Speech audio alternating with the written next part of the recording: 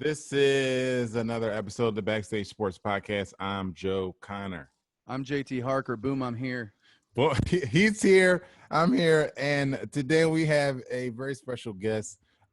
This is another one of the in the long line of those guys who we can't really talk about their resume because we'd be here forever. So this is another one of those. It's too long.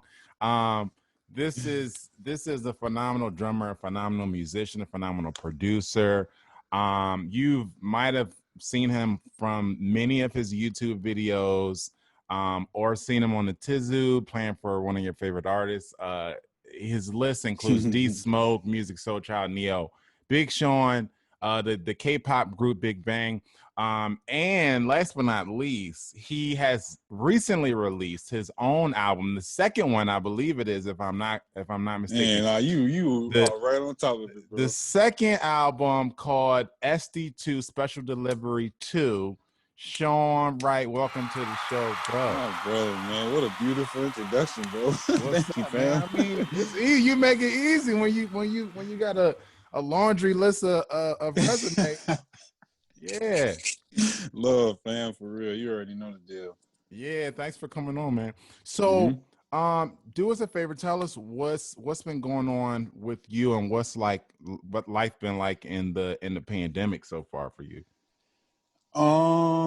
Honestly, as a lot of, I feel like I'm speaking for a lot of creators, so I have to say that first, so I won't feel like I'm saying this and it's just me that went through this, you know. But I feel like a lot of chosen people, this was kind of meant to happen. It may not even felt good financially, because even with me, I know, as you would guess, like financially, I was hurt too. Like we all lost the show. We all couldn't do shows no more. Right. And as you said, D Smoke, that's my recent gig right now. So like he had just told me like, yo, we about to go overseas. We got a US tour, all of this stuff, and you already know all that got shut down. So it kind of made me sit and reevaluate what I'm doing with my extra time when I'm home, because it's not, as you see, like it's not that I'm turning off being a drummer just because I'm dropping music. Like nah, it's all for full circle. You getting the drums, the music, the writing, it's all one. You know, so I think the pandemic opened that up to me, because I would have never thought like being like that, and it just gave me a lot of time to work on something I was never good at. You know, I mean, I was never a writer, bro. I went and just realized that because of Facebook, you know, the Facebook memories, they let me know that last year was the anniversary to me, like starting to write. Like they posted something that where it was me like rapping like a hook, but I only had like one hook, and it was like, you know what I'm talking about. It was like one little part, you know. So when I saw it, I was like, oh, okay, so I guess I've been doing this a year. Right, now, that was just a year ago. Oh my gosh. So so back to the pandemic, like obviously I was already like in the midst of doing it, but the pandemic kind of just like, it made me sit down and think about the other stuff too. Be real, like you know, we all kind of had to check ourselves mentally with meditation and spiritually. Sure. Oh my gosh, bro. It's like, a lot. So I went through the same thing, bro. Like I had to realize what was for me, what wasn't mentally, what I should be doing, what I should be spending my mornings doing, my nights, and all of that stuff. And when I started focusing in, like the music changed too. When I thought the first special delivery was gonna be my cat, like musically, like as far as writing and stuff goes, like the beats, you know how we are with music, like we all gonna get better with music and beats and all that. So that's what you expect. But the writing, I didn't expect that. I didn't realize how connected like our you know, our souls and our mental state of mind is connected with like how we think and creating and music. Like, I thought I knew, you know what I'm saying? Like you said, I started this a year ago, but this pandemic just put everything into hyperdrive. Like, this is exactly what you should be doing. This is exactly what you should be doing. Because I was researching a lot of stuff. I was watching a lot of stuff. So I think that this was a pandemic that was for the people that were chosen to do something, whether you make music, whether you play drums, and wasn't you weren't doing it before the pandemic. Maybe you you a sculptor, maybe you like writing, like regular writing, like writing a book, you know, like so that's what I went through. You actually knocked on our second question, because we always, you know, the past couple of weeks, I've been talking about, you know, some of the positive things that you took out of the pandemic, right? And you already alluded to it as far as it pushing you into another dimension of yourself. You're tapping into another talent that you didn't know you had, you know what I'm saying? Or you're tapping into another stream. For JT, it was cards, right? Like, would you say getting into the card game? Yeah, getting into the sports cards game. I'm heavy, man. I just got 44 Cam Reddish cards in the mail today. Damn. 44 Cam Reddish cards.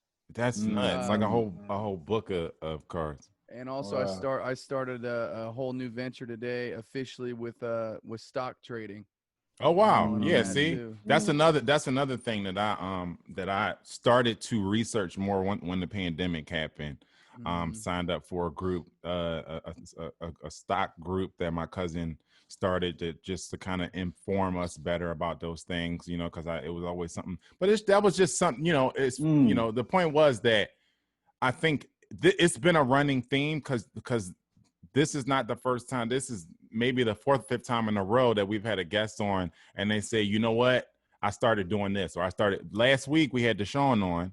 And Deshaun said production. He said, I started getting into production, you know, which was a different thing for him. For me, it was I never had to record myself for drums. So I started getting into production too. I have a Splice pack now. Shout out to Splice if y'all want to check it out. It's the Lo-Fi Philly pack on Splice. But I got a Splice pack, and I got heavy into production, recording myself, recording drums and everything like that. For you was writing. So I think the running theme here is like, you know, if you haven't hit that thing yet, be vigilant, keep your eyes open to it, because there's always a bright spot in a lot of the darkness that's been going on this year. And I think figure out what that bright spot is for you, figure out what that new venture is or what that new stream of income is, and lean into it and hone it and lean into it, because I think that's the positive thing that a lot of people are finding in all of this, if there is a positive thing to find, you know what I mean? So yeah, that's dope. That's dope. And before you go, just side note, you know, I'm gonna have to check in on you. That's the next thing I was gonna do myself, was get in the stock. So you know, I'm be hitting you. So that was the next thing on my list. Do it.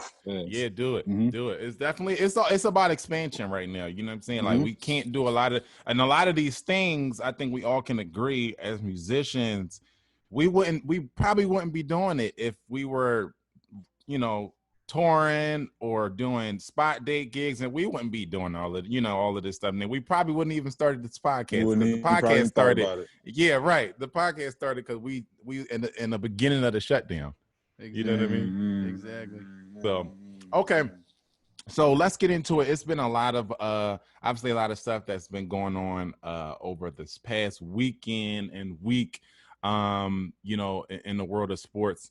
As far as let's kick it off with some football stuff, right? So as far as, you know, my Eagles played JT's Niners this past weekend, so that we definitely need to start there, because that was an interesting situation, and oddly enough, because we had been sucking real hard.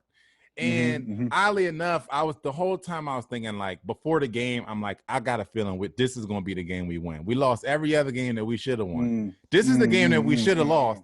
And I'm like, we're going to find a way to win this game. And lo and behold, we did it. And boom, just like that, we are at the top of the NFC East division. We're number one in the division. We're there. We're here. That's why you gotta love football, man. It's for real world, bro. Man, like, listen. George Kittle comes back.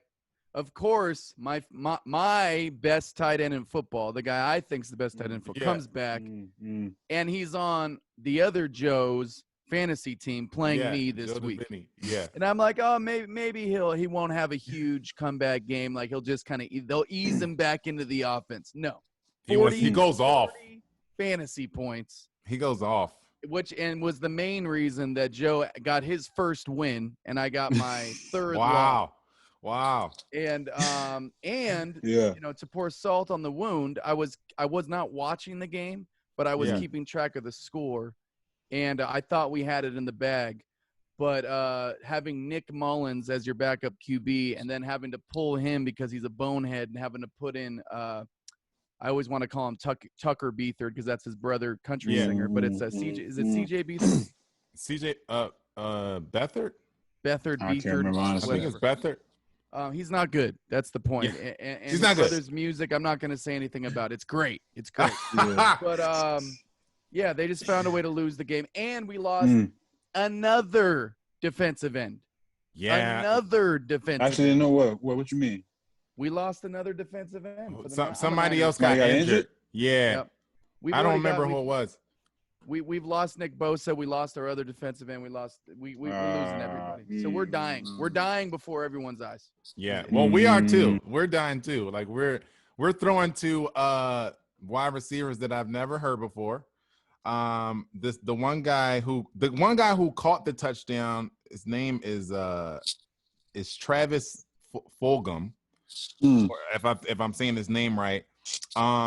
Never heard of him before. He wasn't in the NFL, I don't think, before last week. So there's that.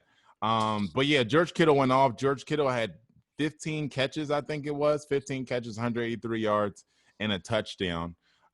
So and fantasy wise, he definitely made whoever if you had him on your team, like he made y'all day. So that happened.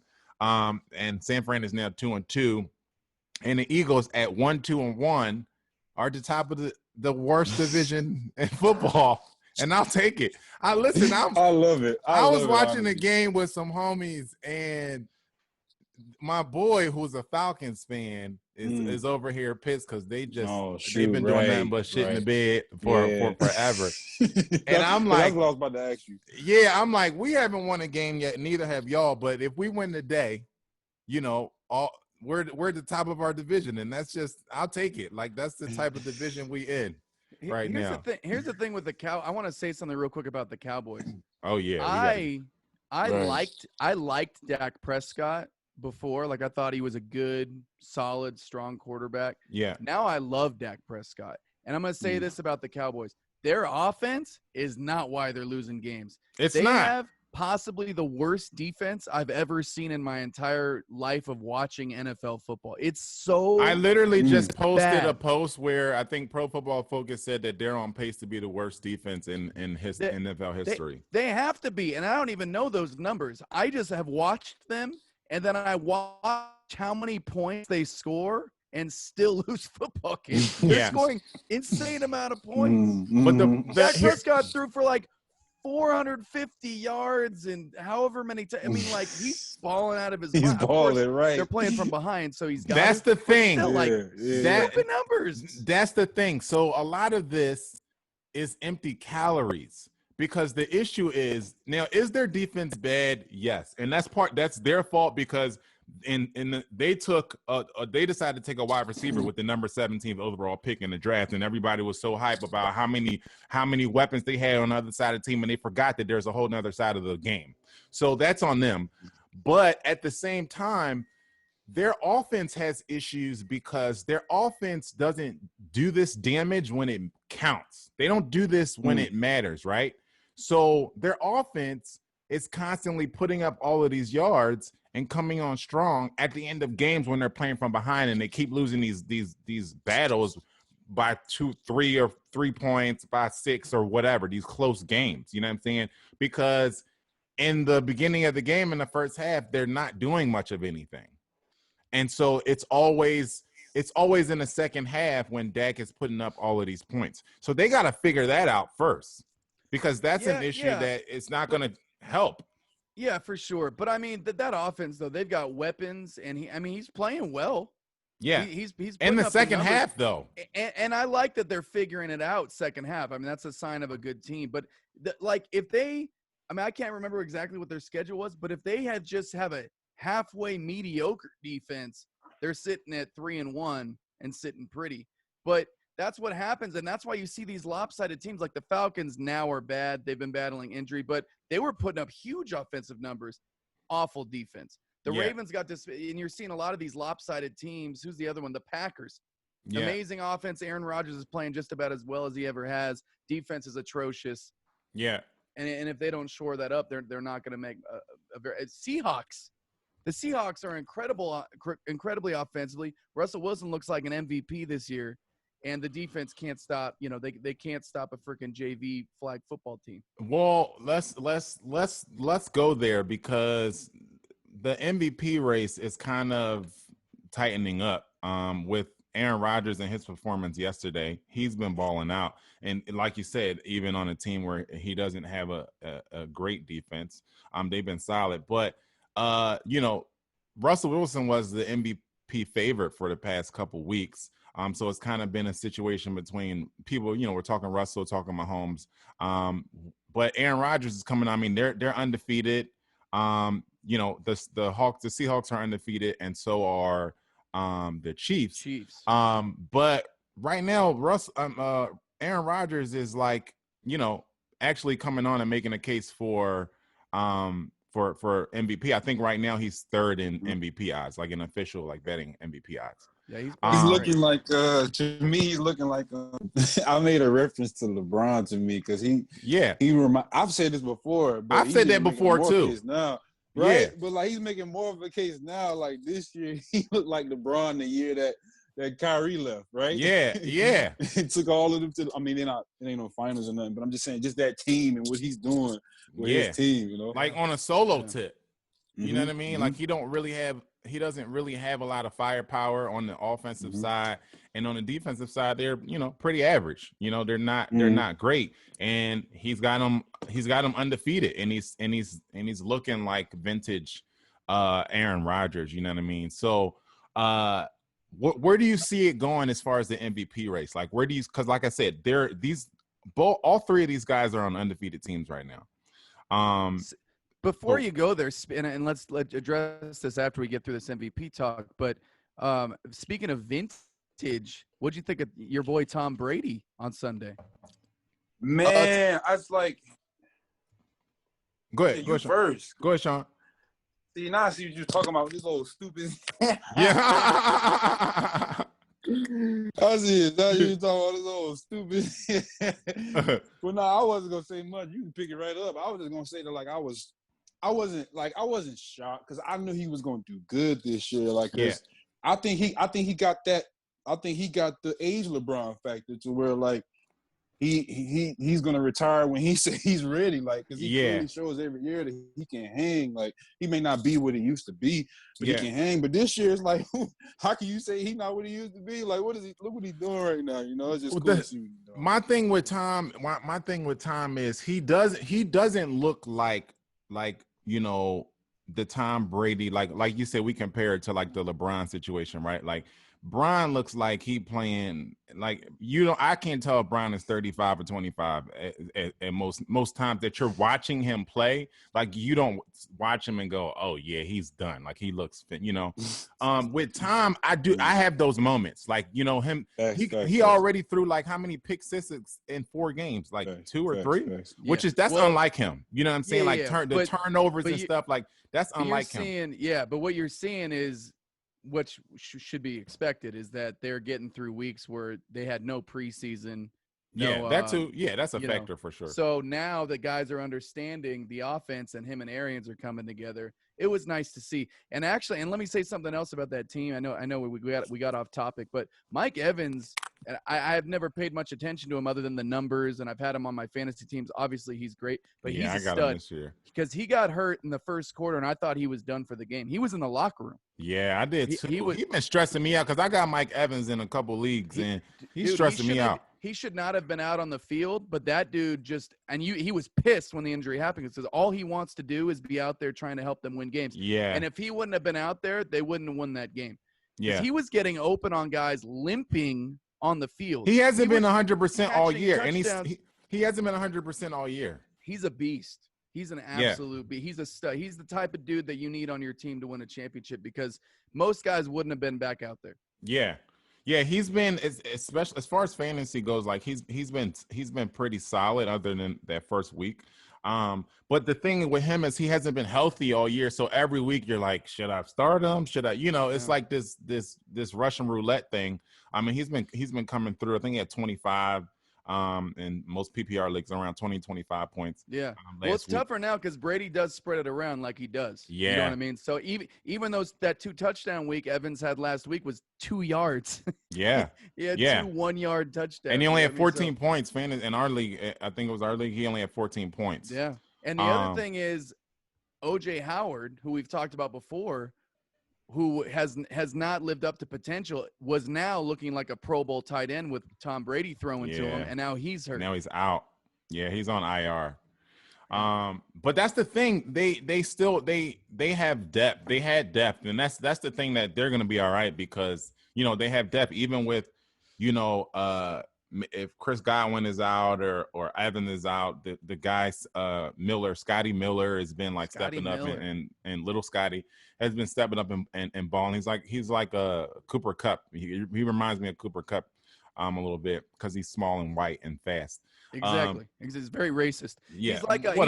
He's like Edelman except more of a deep threat. Yeah, he is.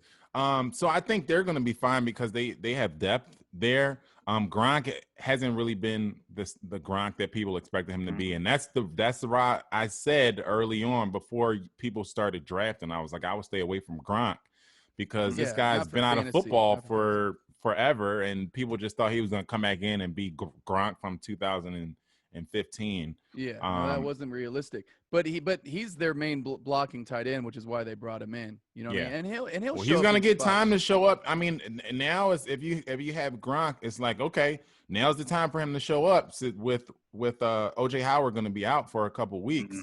Yeah, you'll see if you wasted a pick on Gronk or not real soon. It'll be real quick. Yeah. Okay, so who do you guys think? Who do you think is who's your favorite for MVP at this point in week 4? With Rodgers balling, with Mahomes balling, with Russell Wilson balling, like who do you guys think should be MVP favorite? I'll say so far they're all incredible, obviously, but just based on what he's had to do to get those 4 wins, because all 3 of them are obviously 4-0. Yeah. And lack of defense, and he's got weapons, but he's making those great weapons look that much greater. Russell Wilson, absolutely amazing. Yeah. Okay, so Russell, who do you got, Sean?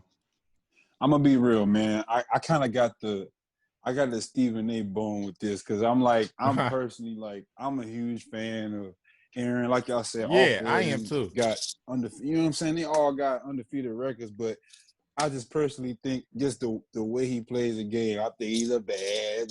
Yeah. So I mean, man, you got a valid point with Russell Wilson. But it's like for me, it ain't no right or wrong, obviously. But it compares it to like the year, even this year too, if you want to include it. Like the year how Giannis won this year. Yeah. A lot of people saying like, "Yo, look what LeBron doing. Yeah, he got a team, but like, look at his age. Look what he's doing. What he's doing with it. Like that's how I feel about the Aaron Rodgers thing. Like, yeah, I think that they're obviously all 3 of them. Especially Pat Mahomes. Like they're all 3 literally young. And 2 old goats, like they're all goated, right? But just for me, because we got to answer the question. Like for me, my pick out of them 3, if I had to go in the ballot and vote right now after week 4, I got for me it'll be Aaron. It'll be tough between Russell and Aaron for me, but yeah, my heart, like I said, based off of what I went in the last year as well, like I'm gonna have to say Aaron. Because there's other times where I've wanted him to, get other awards, other years that he didn't get them. So yeah, true. I say Aaron. I think I'm gonna go with Aaron right now too. I think it's close. It's closer than people realize. I think Russell been kind of getting a lot of the pub just because he had the sexy games, I guess. So far, but when you look at their stats, yards per game, 303 versus 321. Aaron 303, Russell 321. Aaron's got 13 touchdown passes to Russell's 16. Their QBR, Aaron is 93.2, Russell is 87.2. So it's and Aaron's been sacked 3 times, Russell's been sacked 11 times. I think Russell is also doing I think Russell is also doing more with less. I mean Aaron. I think Aaron is doing more with less. And I like to I take that into account too. So I'm gonna go A-Rod on that one. But it'll be interesting to see how it plays out. Can we talk about this too? This NFC is wide open, man. Yeah, it is. It's wide open because, first of all, because the Eagles are in first place. Let's start there. The Eagles are first place in the East, right? Yeah. The West. So the NFC West is interesting because I went from thinking it was the strongest division in football and the most competitive to now thinking it's actually it's not on the weaker side as far as they're good teams. Yeah. But not nearly as good as I thought they were. Yeah. No, they're not running away with it. No, the Cardinals have been exposed. Now they're going to be competitive within themselves, but the Cardinals have been exposed. The Niners, I'm surprised they weren't exposed sooner with all the injuries they've had. The Rams just got exposed this last week. They've got some deficiencies. The Seahawks, their offense is so damn good. Maybe they make up for that bad defense and maybe they shore up that defense. Yeah. And the Packers, who the hell is – I mean, the Bears are 3-1, but just pulled their starting quarterback, and Nick Foles, as we already know, is not the guy. So he's not. Give the Packers that division as long as Aaron Rodgers is standing up. The Saints and Buccaneers, now the Panthers are 2-2, and they're looking decent. But the Bucs and the Saints, neither one of them look as good as people thought they were going to be. To be honest, the Bucs and the Saints. Yeah. Like I mean, people. I think the Bucs at 3-1 while they figure out their offense is great. I think that no, the Bucs are good, but and their defense is people had them pegged to be like a Super Bowl contender, and to me, they don't look like a Super Bowl contender. They've been winning games. But they don't look like all world beaters like people kind of had them pegged to be. No, but that's what I'm saying, because I kind of didn't have them as a Super Bowl contender, but now I do, only because the NFC. I mean, the two teams we just mentioned that would be the favorites right now, the Seahawks and Packers, have horrible defenses. Yeah, and the Bucs actually have a good defense. So just because of that, and they're still figuring out now, I kind of do has them a contender just because of the competition. Right. Yeah. And the experience there. Because I expected the Niners, obviously. My pick's the Niners. They're my team, and they were in there last year. So I had them, and they're falling apart before our very eyes. So the Saints don't look as strong as I thought they were going to be, but I think they'll get it, turn it around and win this division. To me, the Bucs haven't beaten anybody. They lost to the Saints. They beat the Panthers, and they beat the Broncos, and they just beat the Chargers. So to me, that their best win, so far. How you feel about their rookie though? Challenge him. Herbert's nice. Herbert's nice. The Bucs, but he's still a Bucs, rookie. He's nice, right? Yeah, he's very cool nice. to see. I just want to know how y'all feel about him. Like, he got promise. He's an absolute. Yeah, stud. I think he's gonna be sweet. I think he's gonna be good. I didn't see him play. Honestly, I saw the stats and was like, whoa, oh shoot. Yeah, he's been balling. I've seen every game. He's completely unafraid. He didn't even look nervous that game he had to go in. He can throw. He's got a cannon for an arm. He's fast, and he's 6'6", like 240. Yeah, he's a beast. Yeah, but to me, the Bucs haven't really beaten anybody, right? So I'm looking at that division like, neither the Saints or the Bucs don't look as strong as I thought they were, and like you said, the Packers to me look the strongest in the NFC. I mean the Packers and the Seahawks in the NFC overall.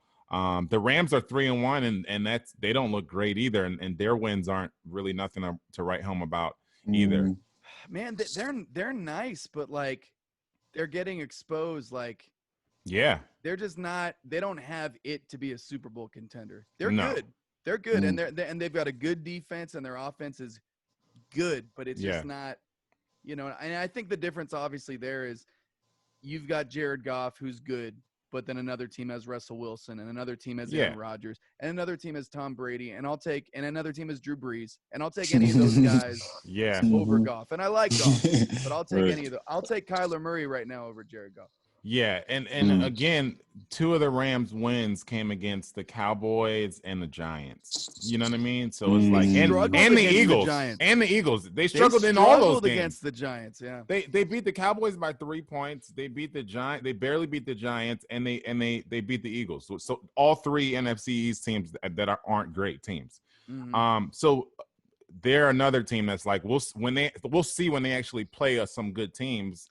how far they are away from being a contender or not. You know, spinning off of this, Joe, I forgot I wanted to bring this up. I was going to write it on the rundown. Yeah. But we have an all-time record of points scored in the NFL through the first 4 weeks. And it's interesting because why is it? I mean, obviously there's got to be a connection with COVID and the defenses not being as prepared, but I didn't really foresee that. If anything, I thought offenses would struggle. I think that has a lot to do with it because I was noticing like these like high school basketball looking scores at the end of these games where somebody is losing 50 something to 40 something, and it's like, huh? And they not prolific offenses. You know what I mean? Like, no. So I think it does have a lot to do with defenses not really having a full off season and not being able to prepare. Everything, the weird stuff that's been going on with COVID and everything like that. And I think it's going to get worse when you have teams like, you know, the Titans and who was that couldn't play because they had a COVID breakout on their teams. They had to push the games back. And so now you're not practicing for weeks that, you know, you could potentially have whole weeks during the season where your team isn't practicing at all. They were talking about that Titans game, actually them shutting down the facility on Monday and opening it up on Saturday and having them play a game on Sunday. And it's like, that could happen a couple times during the season in this, you know, the mix of this pandemic. So I think it's gonna continue, but I think the pandemic has a lot to do with it. Because it's in the same way in the NBA where like guys are going off and all of these no-name guys are budding superstars now. The Tyler Heroes, the TJ Warrens, like, you know, we're seeing all these guys play out of their mind that we never heard of before. And I think that has a lot to do with it, you know, because in the NBA, I think it's a little different when I think the atmosphere plays into it more because them not being, you know, I don't know that a 20-year-old rookie on an NBA final stage, you know, or NBA playoffs period would be, you know, shooting these unconscious shots and not having any nerves or any fears if the gym is empty, if the gym is not empty. It's AAU ball for them. Exactly. Exactly. I do think Hero is special, but at the same time, like it's just like we said, it's like you're playing in an open gym or a practice. You know, it's a lot different when you've got thousands and thousands of people. You're in the Staples Center playing against one of the greatest to ever do it. Yeah. It's a totally different thing than we're playing in the same freaking gym we've been playing in this entire bubble, and nobody's, you know what I mean? It's totally different. And by the way, I just want to let both of y'all know, now that we finally went to basketball, because I didn't know this was going to happen, so I just want to let both of y'all know that we got to talk. I got a problem with y'all after this. Oh, y'all had the nerve. They had the nerve to talk about football, knowing that we was never going to have to talk about my team because ain't no reason to talk about the Dolphins. So thank y'all for bringing up football, a conversation I didn't really want to talk about. Listen. I had to, because I was like, okay, so we here. No, we here, and we definitely can talk about the Dolphins. They've been competitive. And at some point, Tua is going to get in there, and I think he's going to be the Tua that when everybody was supposed to tank for Tua, but then it turned into tank for Joe. But what's going Burrow. on? Because they just said that Ryan Fitzpatrick is going to start, you know, and I just put him on my bench in fantasy. They're gonna start him as long as they can while they get this dude ready. And you know what? Everybody's different, but some guys are more about, like, Stidham wasn't going to play yesterday until Brian Hoyer got on Belichick's shit list. Yeah. And I think some teams are we're going to sit him as long as possible until it's just like, we can't. I mean, you 1-3, like, you might as well sit. Like, why? But then it's almost like you might as well start him. Like, what's the worst that can happen? Like, here's the thing. This is why I didn't want to talk about football or talk about the Dolphins. Because here's the thing. Like, there's no hope for us every year. Every year is always about, you know, a hope that we wishing on, and it never happens. And every year we always end up terrible.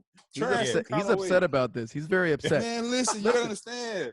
Miami, we've been in a drought with football for years. Yeah, man. I know. And this was the year. This was the year to do it. Once Brady leaves New England, it's like, I know y'all in the offseason, y'all had to be thinking like, oh, this is our chance. You know what I'm saying? This is the bubble vibes, man. Let's talk about that, though, because I actually wanted to get into that division. I think the Bills are taking this division over before our eyes. Now, I'm not saying the Patriots are going anywhere. I think they're going to be Those gonna two be are going to be there. going Yeah. at it. But I really, really like Josh Allen a lot. Yeah. This kid is the real deal. I didn't know much about him. I knew that he liked to run more, but he's doing it with his arm now. And what I really like is he's pulling it out even when he gets through stretches where he plays bad and makes young quarterback mistakes. Yeah. I really like that because quarterbacks are going to make mistakes. And you see guys get in their own head and they end up losing games because of it. He's pulling it out. Yeah. And they're 4-0. Their defense is very good. He's got weapons. Obviously the Patriots got injuries and stuff going on, but that division's it's there now. They get Tua in there. They start putting some more weapons around him. They've got some nice ones already and start shoring up the defense. I think they're going to be okay. And the Jets, we just won't talk about the Jets. Yeah, the Jets is a no-go. But I'm also going to say this, that, I don't the Bills are 4-0, but I wouldn't say that your Dolphins are completely out of it because I don't see the Bills running away with this division. I think, they're off to a good start, but I don't see them running away with it. I think, New England is obviously going to be in the mix. And Ryan Fitzpatrick can win games. Like we've seen it happen before, you know what I mean? Like he can win games. And so I think, if they hit a couple favorable spots in the schedule, they can be right in the mix to win the division too at the end of the day. Because I think Buffalo's going to come back to earth a little bit. And I don't think Miami is as bad as 1-3. You know what I'm saying? So it's going to get tight at some point, I feel like, in that division. So, yeah. Now you're right, because we never stopped playing. We like the Heat the same way. Yeah. We'll see. Yeah. Listen, man, I don't ever want you to be down on your Dolphins. They went I'm always undefeated down for on an my entire Dolphins, season and won in the 70s before I was born. Yeah. They did it. They did it. They did it. It happened before. And no one can ever take that away from you. Listen, it's the greatest season ever. That's a you fact. Just reminded me. You reminded me why I got to have a discussion with both of y'all after this podcast. Nah, that's it was the greatest season you never saw. It was the greatest season you never saw. Like, I get tired of saying that, bro. Like I used to use it all the time. This was like 6 years ago, and when I was like, Patriots, they tried to get our record. They couldn't get over the hump. They couldn't do it. The season. We still got it. But it's like, God dang, now I got to tell this story another 20 years later. Yeah. Nobody can take it from you. Well, hey, man. Before we could do better, though. If the Lakers and the Celtics can still ride championships they won when there were only 3 teams in the league. That's right. And my Niners can ride championships that haven't happened since I was, my son's Hardware age. is forever. You can ride an undefeated season. Rest in peace to Coach Don Shula. You can ride that undefeated season. Yeah, y'all got it. Bro. Nah, that's a good point. And they never did it. They never did it. But speaking, let's go to a bright spot in Miami's record. The Heat got a game. They got a game, which might have been surprising for some people, but it wasn't for me because I gave them a lot of love when I made my prediction in the beginning of this series. It also makes no sense because they're missing 2 of their best players. Well, here's the thing. It makes sense to me because I've been watching this Heat team all playoffs. I knew that they're gritty. I knew that they're not getting swept, especially as long as Jimmy Butler is still breathing. And it happened how I thought it was going to happen, right? I knew that Jimmy Butler got too much pride and too much grit to go out in a sweep. And so as I knew at some point he was going to pull out a win for this team. And be aggressive. And he did it. Yeah, he did. He dropped a 40-pointer and a 40-pointer triple-double, and he did it. You know what I'm saying? And they play good. They play smart. They play gritty. They play consistent. You know what I mean? So them winning didn't surprise me. The good news is that for them is that Bam is coming back. Bam is apparently going to play tonight. They think he's going to play. So they'll have another chance to steal another game. I always thought this series was going to be much harder than people gave the Heat credit for, because the Heat I've been seeing them grind out wins, all postseason. Yeah, but then the Lakers stomped them for 2 games. Well, true. True. And I also think it was a little bit of both. I also think that, the Lakers, they've done this in the past couple series. I think the Lakers got a little fat and happy, you know what I'm saying, and played a little lax. Anthony Davis completely disappeared. Yeah. You know what I'm saying? Like, it's like when that happens, it's going to be tough for them. If Anthony Davis is going to disappear like that, Brian got to have a 40-point triple-double too. You know what I'm saying? Y'all brought me in the podcast during an interesting year. Like, right. It is like a coincidence. Like, Miami is in the finals, and then let me just break this. Quick disclaimer, man. Right. First year, my team is in the championship, and I'm going through it, bro. Yeah, I'm going through it in the finals, and I'm going through it because D Wade and LeBron are my two favorite players. Right. And I personally started gravitating to LeBron later because I just started realizing how much scrutiny he was getting. I wasn't even a big fan when he was in Miami yet. Like, I was a fan, but it was still D Wade and nobody. You know what I'm saying? Right. But when he started leaving, I just started like the scrutiny that he was getting when he left and when he went back to Cleveland. And you already know, like, all them stacked teams he would go up against. Yeah. No people would pay attention to that. They'll just be talking about like how he lost. And it's like, yo, that man had a triple-double in the L and he just went against 4 All-Stars. Right. I was just watching all that stuff and became a fan, to where I was like, I want to see this man win now. Like, even with the GOAT talk, like, I know he said he's chasing the GOAT, but if you notice, he don't say it often all the time. Right. His actions don't, like, it doesn't cause for that conversation to happen every time. As y'all both already know, it bothers me so much, like, how often, like, that conversation always comes back up, like, comparing them. You know what I'm saying? It's like, so it's just like, I want him to win another one and shut them up, because I know if he lose this year, I know what they're going to be saying, because he finna win this year, and goofy people like Paul Pierce still saying stuff like I said, this ain't Paul about Pierce Paul Pierce is a clown, bro. I'm not even. Oh my gosh, man! I gotta say, and I told you this before, Joe. You deal with because I'm on the MJ side of the debate, but at the same time, I'm also sitting here saying LeBron has an amazing argument for greatest of all time. It's called logic. It's called thinking like a smart, intelligent human being. Meaning that these two are the greatest I've ever seen with my own 2 eyes. And you know what I'm saying? But you go on Twitter and you see some of these clowns on media talking about how, LeBron. Dude, I just went through a Twitter argument with a dude. And I was like, look, man, there's a great argument for LeBron. Unfortunately, you're not making it right now. Right. You're making one of the stupid ones. And I could show you a good one, but I'm not going to, because I want you to just bury your own. I want to talk to them, bro. And I'm like, why have I responded to this fucking idiot 8 times? I got sucked into the hole last week. 8 times I got down the rabbit hole. Social media hole last week because somebody was running their mouth about somebody was running their mouth because my thing is LeBron could walk on water and somebody say he should have ran. He should have ran. He's not good enough. Exactly. You know what I mean? Like, and so I made a comment about something like that, and then it started this whole thing. I'm sorry to cut you off. That was funny. I'm taking it, by the way. That was for real.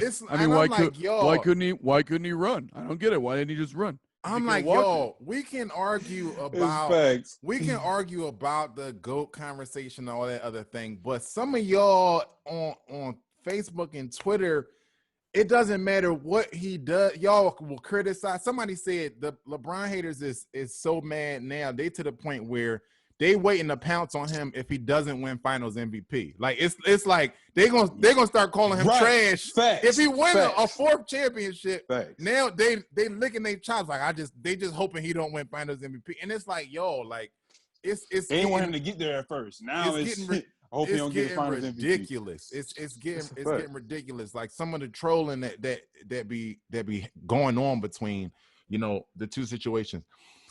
So, but you're right. Bro, it's just like I'm not even a LeBron fan over MJ either. Yeah. Like I'm neutral when it comes to that because honestly, how I feel like okay, I'm gonna just say what literally my opinion about both of them right now, and I'm gonna just say that I feel like LeBron realistically was a more skilled player. He probably had more talent, but I always give MJ the GOAT because of how dominant he was. First of all, for his size, he was 6'6". Yeah. And like the way he had to play the game to do what he did to get his 6 rings. Like, I give him respect as the GOAT in saying, like, there would be no LeBron if MJ didn't do that. Right. But in reality, I know, like, this man LeBron can do a lot of stuff. And I don't have a problem. See, my thing is I want people to be consistent and keep the same energy, right? So if that's your argument, I don't have no problem with that, right? But my issue comes with, like, I had one of the guys I was in the black hole, I fell in the social media hole with. Obviously, it's always Spud, Sean. You know, it's always Spud online. It's either or in text, or last week it was Booty. Like, so if y'all don't know, Spud was on here already, but Eric Booty Green hasn't been. We got to get him on here. Another phenomenal drummer. But Booty was making the argument. He was making the Mike was undefeated and Mike was perfect in the finals and da-da-da. And I said, so did Mike only play 6 years or did he play 15 years? Thank you. So, what about the other year? So if you want to make let's keep your argument consistent. Like, if you feel like, because your argument is kind of where I place mine too, right? When I go best player, I go for skill. And I say, looking at them, to me, LeBron has more skills than Michael Jordan. If you want to say, well, that's not how I look at it, I like the impact and da-da-da, I can go with that. But say that's your argument. But don't say, well, Jordan did everything better than LeBron. And now you want to have an argument. And I'm like, to me, that's not a real argument to me. Right. If you want to say, I like the fact that he never lost in the finals, all right, that's fine. But don't say that Tom Brady is the GOAT then, because Tom Brady has 6 finals wins, but he went there finals. They try to do is prove on look, the reality is Michael Jordan is better at certain things than LeBron.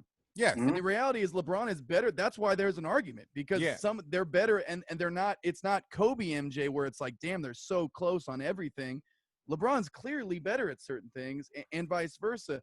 But what people try to do is they try to say, no, he's actually not. Yeah. So this clown is trying to tell me that LeBron's a better scorer, and if you think that, that's fine. But he's trying to tell me he's a better scorer because he's more efficient, because his field goal percentage is generally higher. And I'm like, dude, say he's more efficient. Please don't. Yeah, I would say he's more efficient. I wouldn't say he was a better scorer. Right. People don't know how to use words, bro. That's not your fault. People don't know how to use words. Yeah, I know why you were upset. It's like, yo, he said you're a better scorer. It's like, yo, use your words. You mean Mike was probably a better jump shooter. Right. Use your words. Like, you got to give me something better than, no, he's actually a better scorer because he scored more efficiently. Blah, blah. I'm like, well, okay, then Shaq's a better scorer than both of them because no one's been more efficient. Because he was more efficient. Right.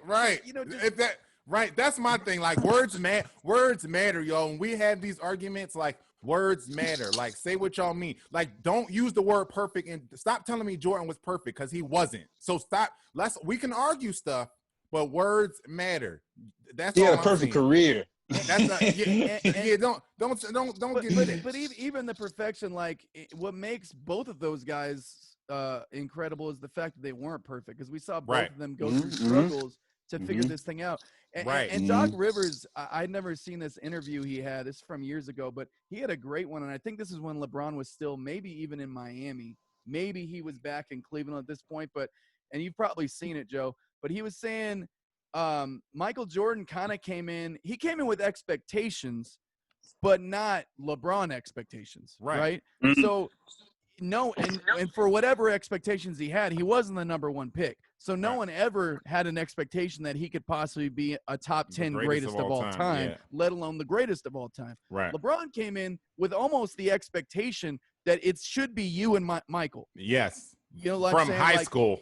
And, I mean, basic, maybe not that much, but like it was pretty close. Yeah, it was pretty close. And he came in and actually whatever expectations anybody had, he surpassed all of it. Yeah. So, you know, and that's incredible. And it shows, you know, both of their personalities and why they're so great. But I thought that was really interesting. You brought up Doc Rivers. Doc Rivers was fired and hired and then hired again. Everything happened so fast. Like, he lost his job and then got another job almost in the same day. Like that. Okay. Like that. What do you guys think about Doc Rivers in Philly? How do you see that going? Oh yeah, you first. Man, I think it's a great hire. I just think a lot of changes need to be made for Philly to be where they want to go.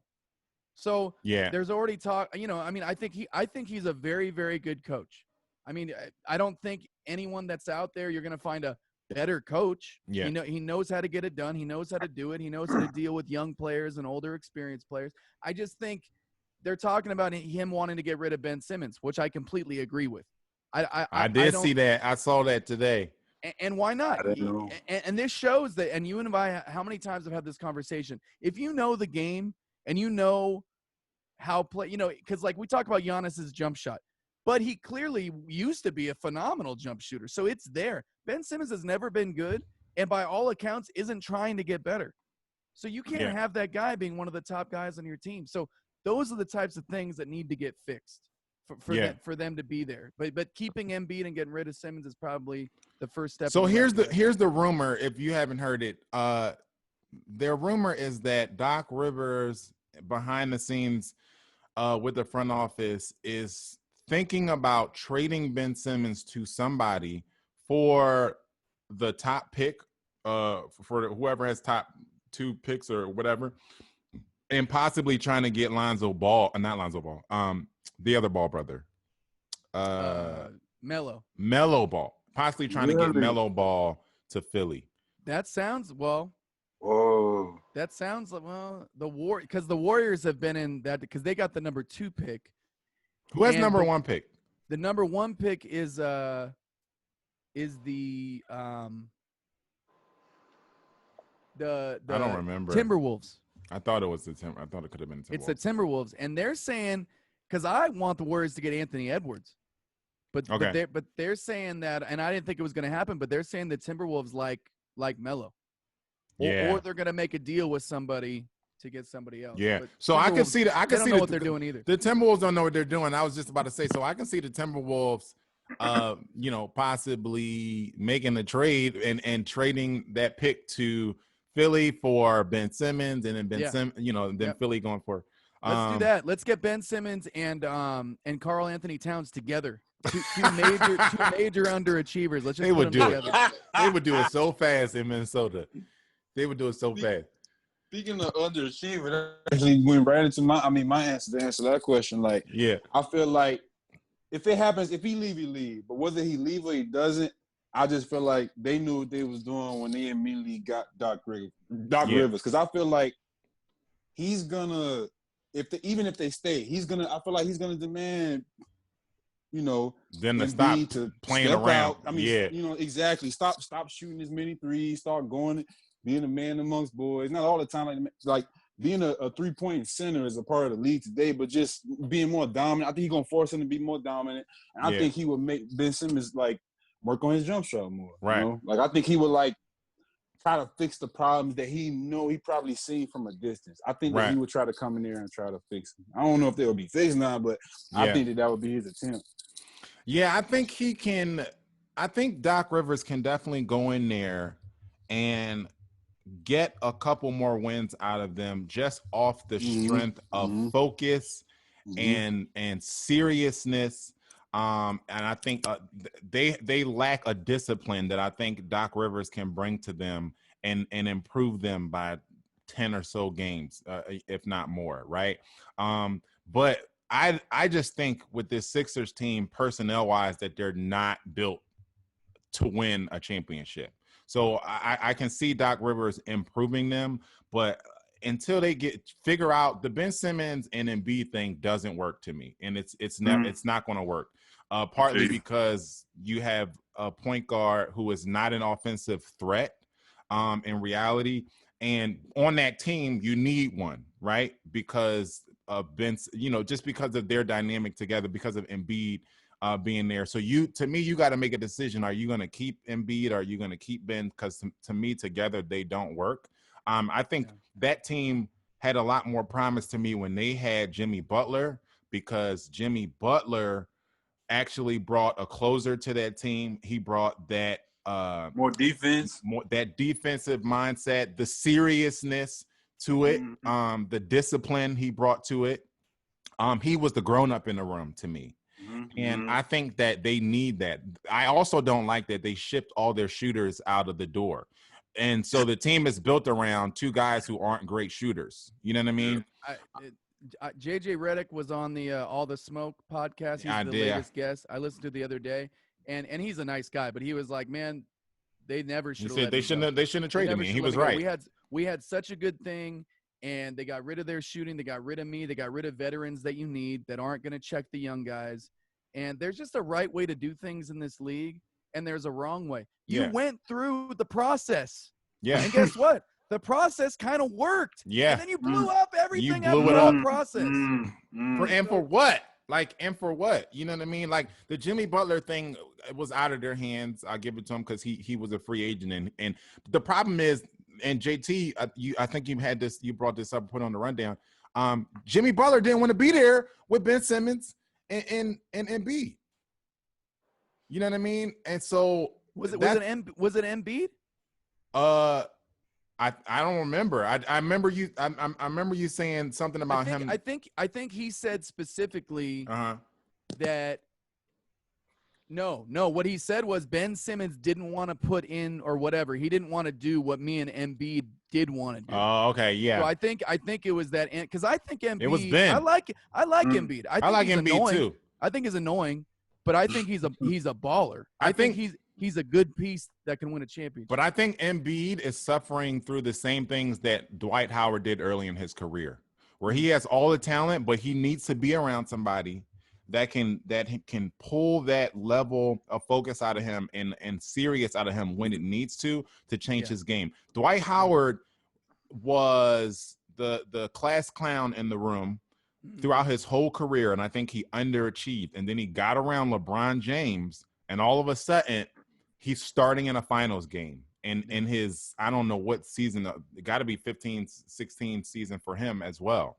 And so I think that because he needed an adult in the room, and I think LeBron is the adult in the room for Dwight Howard, and that changed his focus. He also got humbled a little bit, and so I think that helped it. Yeah. But I think that's what Joel Embiid needs, because he has the ceiling of Dwight Howard. He has the ceiling to be better than Dwight Howard, but he doesn't have anybody to hone that in on Definitely. him. You know what? Almost one of the worst things that could have happened to Dwight Howard was that a lot of people think he should have been MVP the year they went to the finals in Orlando. Yeah. And he had so much success so early coming out of high school, being an MVP candidate, and having so much talent around him, because that was one of the most talented teams we've seen in recent years, that Orlando squad. Yeah. And to him, he's like, oh, I'm not the reason we're not winning. I've been to the finals now at like whatever 21 years old. He's like, I've been there. I've played against LeBron. I've done this. But he did it around guys like JJ Redick and Matt Barnes, and guys that had been in the league. And then to him, he had it. But really, no, you were a great talent who was already there because you had great talent around you. Yes. And then going from team to team thinking he was still that dude when really you kind of were never that dude. You were an amazing player who needed to get to the next level, and you weren't getting there because you were the class clown. Yeah. And I think his mindset changed, and when his mindset changed, you saw his play turn around. And you're like, wow, Dwight Howard he was a key factor in not the Rocket series, but every other series. But he's weird because now all of a sudden he's Dennis Rodman. Now he's talking shit from the sideline. I love it. He's doing stupid little shit to piss guys off. I'm like, because that's his role, and he's accepted it. I'm sure you do love it. I'm sure you do love it. I love it. It's like, dude, like, who are you? Like, let's. Because now he's an enforcer. He's a talented enforcer. It works. It works. Yeah, he's Dennis Rodman with way more talent. You want to know? You want to look forward to something next year when the Warriors are back full strength and they're ready to go back and compete for another one, and Dwight Howard and Draymond Green are going at each other. That's going to be fun. That's going to be good. Good point. That's going to be fun. Yeah, I like the talkative Dwight Howard. I see it already.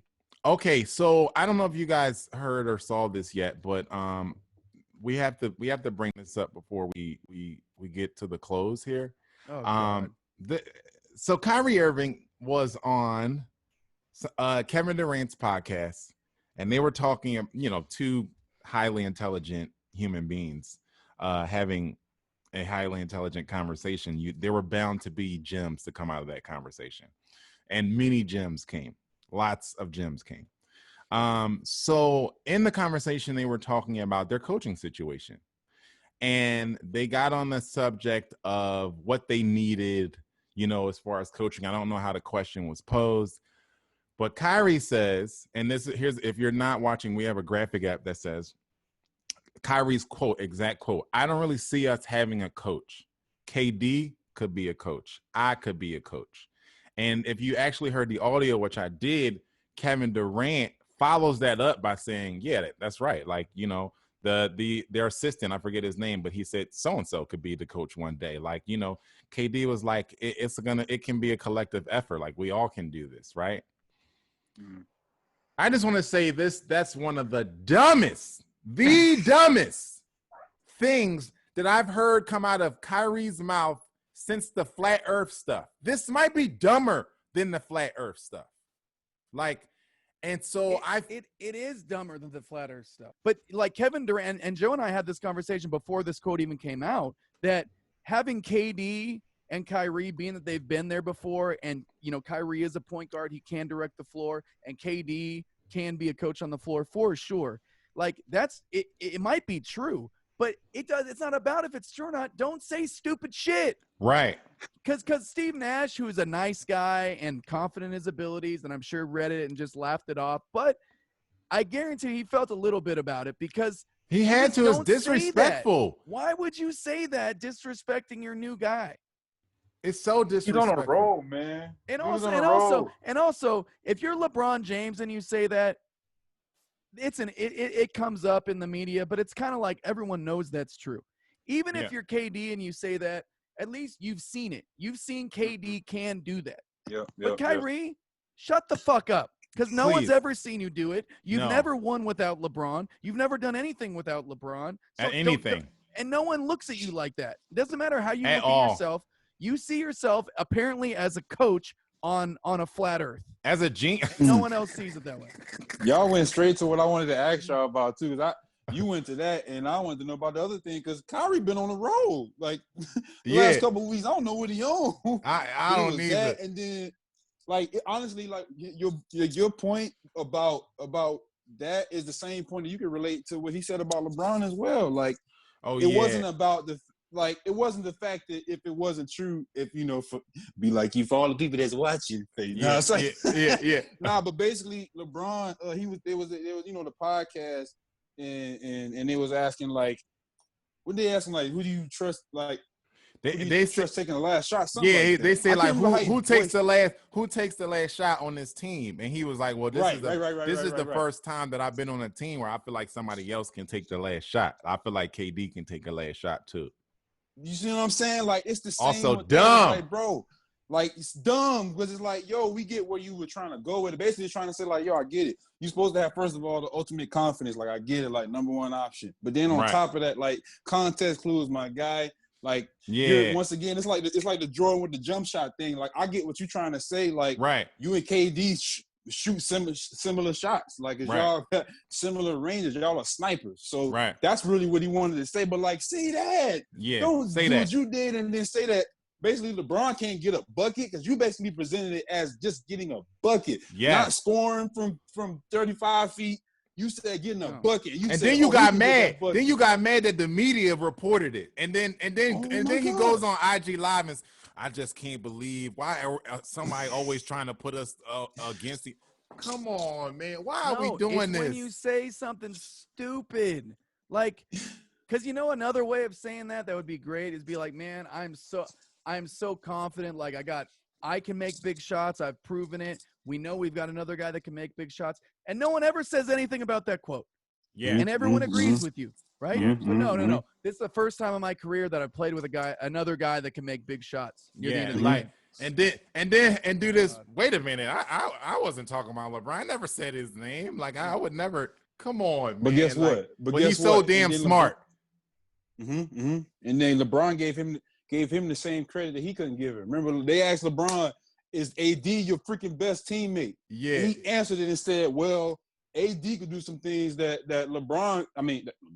D Wade couldn't do, Yeah. There's some stuff that D Wade can do that he can't do. Yeah. And then no disrespect to Kyrie, there's some stuff that Kyrie do that neither one of them can do. Like, right. yo, he did what you was supposed to do. Like, right. There are ways to say things that keep you out of headlines. LeBron knows how to stay out of headlines. MJ knew how to stay out of headlines. MJ, as much of an asshole as he could be to his teammates, he always talked up his teammates. Like, you ask him about his teammates, he said, man, that guy's a stud. That guy's a warrior. You know, Kobe Bryant, same thing. There's so many examples that you should be watching. He should be in a class, and it's called the Michael Jordan, LeBron James, Kobe Bryant class. How to talk up your teammates and make them feel confident, or how to talk about your pet. And to think that you think you're a leader of this team. God. You think that you don't need a coach because you can be the leader of this team, which you've never proven ever that you've done ever in your life. Even your one lone college season, you only played like 6 games. Yes. You have no example. I didn't watch him in high school. Yeah. No example of being a leader. Yeah. You know, I'm honestly hoping on his talent, like their talent to get them there. You know what I'm saying? Because their talent they can get them there. The way they're talking, you already know. I'm just saying how they're gonna get. You know what I'm saying? Like, that's the thing. That's the thing. I think the crazy thing is I don't even think he's wrong. I think he's actually probably right because in the reality, Kyrie is great. He is a phenomenal scorer. Him and KD together with their experience can absolutely lead this team and in a way coach it. I don't even think it's necessarily wrong. He's just an idiot for saying it. I think it's wrong in the sense of whenever Kyrie was on teams where they had a coach, a very competent coach, right, and he still blew up the locker room. He still had the team disintegrate from the one of the inside. best coaches. Good point, Brad Stevens. Like, you see what I'm saying? So now take out a competent coach and then make Kyrie the leader of the team or the unofficial coach or the player coach of the team. I think you're asking for an even bigger dumpster fire than the Celtics was, than the Cavaliers was before LeBron James got there. So I think it's absolutely an idiotic statement. But when people think that they are the smartest guy in every room, they don't know how dumb they sound when they say a lot of this stuff. So he just thinks that he's just spewing this intellectual stuff that's just going to go over everybody's head because he's just on another level than everybody else. And it's really annoying. Kyrie Irving is the NBA Odell Beckham Jr., and they should just start a club and hang out together. Odell's like that too? And taking – Odell says a lot of weird shit. I don't see him talk often. So he's great, but he hasn't really accomplished anything at all. They think they've accomplished everything, you know. Yeah. Not to call out OBJ, but yeah. You know. Okay, let's get out of here on these quick fire joints. I don't know if you guys heard. Okay, so obviously we heard that Trump caught the COVID, right? But did you hear who broke the story? So the guy from, Shams from Yahoo Sports, Shams has been breaking a lot of NBA stuff. Shams tweeted out before like anybody else tweeted out. He tweeted out President Trump has contracted COVID-19 or something like that. And then like literally like a couple minutes later, you started seeing like other, news networks, publications tweeted out, but nobody gave Sham his love for breaking the story. Like NBA Twitter was on fire. Like, yo, Sham is like, somebody said Woj should quit his job today because Sham just dropped the presidential bomb on everybody else, and it wasn't even in sports. But that's little crazy. Nugget, Shams broke the Trump COVID story. That's Go look crazy. It up. Go look it up. No, that's crazy. He wojed America. Yeah, he wojed America. He dropped the Woj bomb on America, bro. Like, and people really, he's not getting the respect that he deserves for this. That's so dope. Nah, I'm gonna look that up. That's funny and dope. Like super dope. Yeah, go look that up. The other thing is, I don't know if you guys have seen this kid, but there's this. I've seen this kid. Have you seen this kid? So I've been seeing it since he was little. They're calling him the little Rocky Balboa. What's his name? Do you know his name, JT? I don't know. I've always seen these videos of him. He's done the one with the ball on his head. And he's so this kid is like a boxing savant. He's a Russian. Of course. Russians, of course. If you're not watching, we're watching a video of him. He almost knocked this grown man out in a sparring event. He's doing these drills where he's like murdering these drills. He's pinpoint punches while he's moving his feet. He's doing the ball on the head. It's like it's ridiculous. He's 8 years old. It's ridiculous. I'd love to see him fight like Conor McGregor or somebody, like, you know, in a boxing match. Like, you know. What's his name? Well, I don't know. Is his name is Nikita Kasyanov? I think his name might How'd be. you find this? It just was going viral. This guy's. Of course, they got to put him on a tank. You got to put him on a tank. Yeah, then he's doing air punches on a tank. You can't have a Russian fighter without putting him on a tank. No.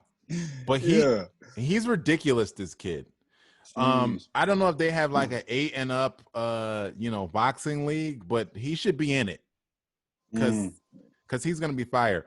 But speaking of the boxing game, there have been talks about the Conor and Manny Pacquiao fight situation happening for a while. This graphic that we're looking at now kind of surfed this a little bit this weekend.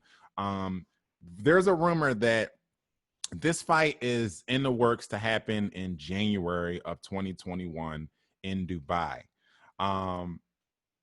Is this a fight y'all want to see? And if so, is it gonna? Are you taking it serious? Like, do you think that Conor has a chance to beat Manny Pacquiao, even though Manny's old? You know. No, Manny Pacquiao's one of the greatest fighters of his generation, and Conor McGregor's not. And Conor McGregor, this would be his second pro boxing fight. This would be Manny Pacquiao's 557th and a half boxing fight. Yeah. And no, but I mean, am I going to watch it? Yes. Yeah. We were in Sacramento at the casino, and we couldn't even start our gig, Joe, until the Conor McGregor. Fight we were done. The whole room was watching the fight.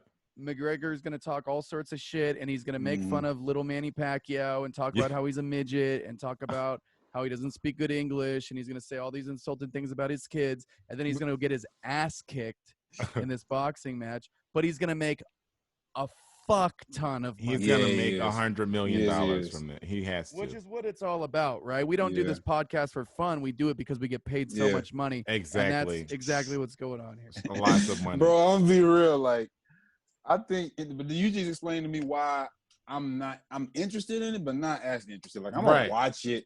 But I'm not as interested as I was with the Mayweather thing because, like, you know, when he talked the Mayweather's gonna say something back. You know, Manny probably gonna look at him, smile, and you know what I mean. Like Manny is a friendly guy. He's not a person to really even go. He's not a He's not a polarizing figure like Mayweather is. Right? You know, he's not even gonna care. Like he's not even gonna get mad and respond. Nah, you know he's what I'm saying? So if he did, it would be in very bad English, so we wouldn't understand it anyway. Exactly. We wouldn't know what the hell he was saying. Exactly. Yeah. So I'm looking forward to it, but I'm not rushing to it more than I rush for the Mayweather. Like if I can't get to it, I'm not. I watch the highlights on YouTube. It's definitely gonna be some highlights. All right. Last but not least, this is we always do these. Pick one in a prime. This is This next one is pick three. You can only pick three of the best shooters, all in their prime. Most of these are always in their prime. So the graphic is between Steph Curry, Kyle Korver, Ray Allen, Reggie Miller, Klay Thompson, and Larry Bird. And you can only pick three. So it's a little easier because a lot of the ones we do is only one. Like you have to pick one or who you picking. So you can pick three. Who are your top three from this list in no particular order? Okay, y'all first. All right, so I'll go and as a shooter, Yeah. In my day, I was more of a Reggie Miller or a Ray Allen, more of a Reggie in that he was really a spot up shooter. Yeah, like he wasn't really creating his own shot much. He was come off screens, out condition you, run, and you couldn't keep up with him all game. And then he was an incredible shooter, obviously clutch, some of the greatest things we've ever seen shooting. But first of all, when Ray Allen was surpassing Reggie Miller's records, Reggie Miller was already calling Ray Allen the greatest shooter of all time. Then Steph Curry came along and shat on everybody that's ever shot a basketball. So right. Without question, obviously, we already know we got to get Steph Curry because he's considered the greatest ever, right? Yeah. Now, the tricky thing is, I'm going to go Larry Bird. Kyle Korver, I love you, but you don't belong on this list. Yeah, Larry I would Bird agree. he was so good at so many things that a lot of people don't even think of him as a shooter because he was actually more of a scorer because he could score from anywhere. But incredible shooter, three-point contest famous when he turned around. The ball was not even halfway towards the basket. He turned around like this, and he never took off his warm-ups, and he won the three-point contest. Larry Bird, arguably the greatest ever. This is where it gets tough. Ray Allen or Klay Thompson? I'm going to give Ray Allen the respect that he deserves, and I'm going to go Ray Allen. I don't know that he's better, but I'm going to say it's a safe bet. Ray Allen, Larry Bird, Steph Curry. I like your list. Ray Allen, I like your list. Okay. Yeah. Me next? Yeah, you on. Oh, okay. Oh, yeah. Yeah, you kind of hit them points, man. Like, Steph basically is Reggie Miller 3.0 because he does the same annoying things that Reggie used to do, running behind screens, doing all that stuff, annoying people. But then he's also like combined with Allen Iverson because he can actually handle. Yeah, but you already know it's just like. But he also shoot off the dribble, so I think we all gonna have Steph. You know what I'm saying? Like you can't ever be disrespectful not playing your list. Everybody else, you know, we could have fun, but I think Steph is all three of our list. So next person, I say, this one it gets rough, like you said. Facts. Yeah. But you're right. I say good shooter, but don't deserve on the list with everybody else left, let alone with Steph too as well. So that's out of the question. So I say my second. I gotta go with. Hey man, you see what's on his chest. You know, I'm just. I already know. It's a safe bet. And like he said, Reggie did call him the greatest shooter, and of course that's still time for like Klay Thompson to disprove that and do his thing, and But for me, it's like the MJ with LeBron thing. It's the same thing where I'm like, I'm gonna go with the first. You know what I'm saying? With the person that started this. Obviously it's Reggie first, but in this case with Klay and Ray. So we got Steph and Ray with me, and then now my last. Yeah. Okay. I'm gonna go with Klay only because you were right about Larry Bird, and it shocked me to find out all the stuff that you knew about him that I actually didn't know. Like I didn't realize how good of a jump shooter Larry Bird was. Like a lot of the highlights that I used to watch was obviously in game, off the dribble layups, hook shots. You know how he played. Yeah. But you're right, like with the warm up thing in the 3-point contest and all that. Like I started to find out later how incredible a shooter he is. Arguably one of the greatest of all time. So for me, just because I can't be ignorant, I'm not gonna do it based off of somebody else's opinion. I got to do it based off of what I've seen. So I'm gonna just say Klay. Because I've seen him shoot, and I didn't know Larry could shoot. You know what I'm saying? So Klay, Ray and Steph, that's me. Yeah, the thing with Klay is he is Reggie Miller or Ray Allen to me, except he's like 6'9". Facts. Yeah. You know what I mean? Like, that's part of what – and then he's just – man, I've seen Klay Thompson do things that even Steph Curry hasn't done. Right. Like, so, like, at his hottest, he might be the greatest ever. Right. You know what I mean? Like I hear you. But he's not as consistent, and he can't shoot off the dribble as well. But Klay's. That's a good point, though. I'm just saying that's a good point about how good of a shooter he is versus Steph. Like, it's arguable. Yeah. It's just Steph's a better player. Yes. So, that's the thing. Yeah, good point. Okay, so you got Steph, you got Ray Steph Allen. on defense. And you got Steph, Ray, and you got Klay, right? Uh-huh. Okay, so obviously, like you said, we all going – I don't see how you pick up your list with and not have any bias and not have Steph Curry in it. To me, Steph Curry, as far as a shooter, I don't know that you get better. So Steph is going to be is in automatically. Boom. So I'm gonna go to my second. My second is gonna be Ray. I think it's tough because Ray. I think about Reggie. And, to me, Reggie is obviously the better player, but I think when, I try to stick to the parameters of the list, and it's a shooter. So I'm going. I'm not thinking who's the better player. I'm thinking purely shooting, and I think Ray to me is the second best shooter on this list, just pure shooter. And then I think to me the only close person to him to me has to be Clay, right? Like I think, like JT said, as far as pure shooting, you could argue that Clay is maybe the first on this list, right? An argument can be made. I think if you crunch the numbers, it would make your argument even stronger. He's hot. It's just like right. The stuff that we've seen Clay do. You know, he had a game where he scored 30 points and didn't shoot anything but threes or something like that. You know, it was like this. We've never seen anybody do that. Now, obviously, didn't he have a game where he scored like 40 in the first half or something? Yeah, yes. It was just, he's like, you couldn't even fathom what he was doing. Yeah, and so for me, it's like people don't really give him, to your point, right? Sean, when you said a little while ago, talking about LeBron, people don't take into account the teams that he went up against. They talk about his he went up against two of the greatest shooters of maybe all time, and then that team added Kevin Durant, right? So for me, Clay is up there. So I'm gonna go with Clay, Steph, and Ray, because you know I don't know that it gets better than Clay and Steph as a backcourt, but as a pure shooter, I think you can argue that Steph and Clay might be interchangeable. You know what I'm saying? No disrespect to anybody else, to Reggie or Larry. Because I grew up watching, I was young, but I saw Reggie play. You know what I mean? And I know the killer that Larry Bird was. But these guys they on another level. Like, hey man, bro, honestly, he put Ray in there because he was rooting for us too that year. That's all. He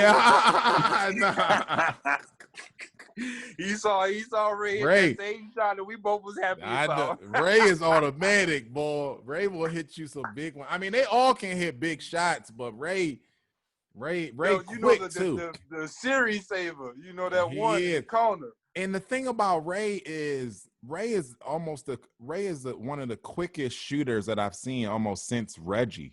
Like it's so quick that you think there's no way he's gonna make that because he just shot it too fast. Good point, bro. He might be first as far as like quickest jump. Yeah, it's like that. It's nuts, man. Sean Wright, thank you so much for joining the program today. Thanks for pulling up on us. Tell the people where they can follow and support anything that you got coming up. You could follow me on Twitter and Instagram at Sean Sent the Beat, Sean, and then Sent, put the beat instead of THE, put the DA beat. And then my artist name, you can find me on all digital, what they call it, all DSPs. All DSPs at Sean Wright, SEAN, last name WRIGHT. And you can find me on YouTube. Like, that's how you find me everywhere. Yeah. All the videos. Check out his new project too. That's on all of the streaming platforms. Super dope. And super proud of you, bro, for you showing people drummers can do more than drum. You setting up lanes. It's gonna be a lot more people who follow in your footsteps, I hope, who say I can do this too. I can step out. I can be an artist. I can write. I can do this, and lean into whatever that gift is, because you're more than, like, they have the more than the athlete thing. We're all more than musicians. At Joe Connor 33 everywhere. Make sure that you go and follow the Backstage Sports page at Backstage Sports on all platforms. Like and subscribe on the YouTube page so you know when we're dropping another video. Yes, at JT Harker everywhere for me. And we've been saying every week, I go to Nashville in a couple weeks to record new music that I'm really, really, really excited about. Yes. At least one song that's written by one of the biggest country songwriters who ever lived, which I'm just beyond excited about. Yeah. And he's gonna say, I ain't gonna say no name. That's messed up, bro. I'm gonna say his name, but I will be saying his name soon. I will be saying his name soon. I'm not an NDA. Joe knows this. I'm usually one of those guys that doesn't like to talk. I like to kind of show. Yeah. But I feel you, bro. Dropping Woj bombs. I hear you. I hear you. Exactly. But, nah, what's the other dude name? A Shams bomb. We call it a Shams bomb. We renaming it. Woj is done. He's retired until he drop another one. He is done. I feel you, bro. Drop that sham, bomb with your project. Yeah, man. Also, shout out to my label mate Lexi Hayden. She just got on the Bobby Bones radio show, which is probably the biggest radio show in country music. And apparently she used to be an intern for that show. And her song, Sad Songs by Lexi Hayden is incredible. I guess they've been sitting on it at the label for over a year. Wow. And just chose to release it as like her 5th single or something. It's really good, and it's now on the radio, and people are loving it. So shout out to her. That's dope. And then JT Harker Sports for all the sports cards. Sweet. Go do it. Check it out. Until next time, this has been another episode of the Backstage Sports Podcast. Be safe and be great. Peace. Backstage Sports.